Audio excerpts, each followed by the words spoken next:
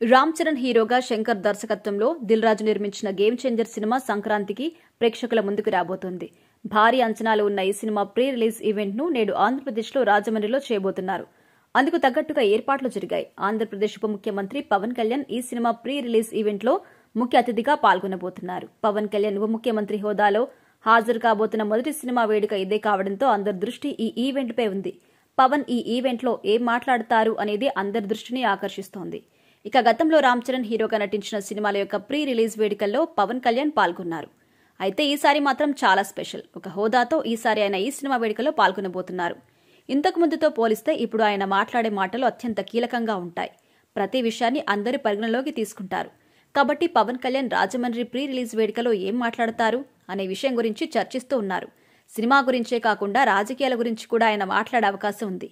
ఇటీవల తెలంగాణలో పుష్ప 2 సినిమా విడుదల సందర్భంగా సంధ్యా థియేటర్లో జరిగిన ఘటనపై పవన్ ఏమైనా మాట్లాడతారా అనే చర్చ కూడా మొదలైంది.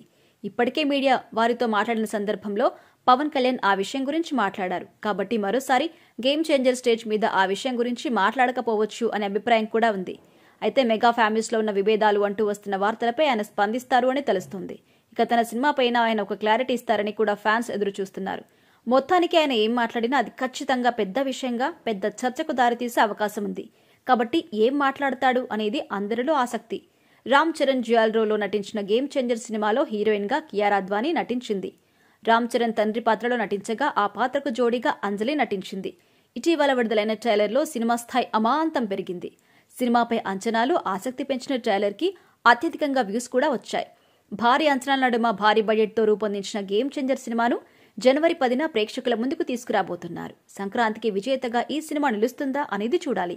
ఇదే సంక్రాంతికి బాలకృష్ణ నటించిన డాకు మహారాజ్, వెంకటేష్, అనిల్ రావిపూడి కాంబోలో రూపొందిన సంక్రాంతికి వస్తున్నాం అనే సినిమాలు కూడా విడుదల కాబోతున్నాయి.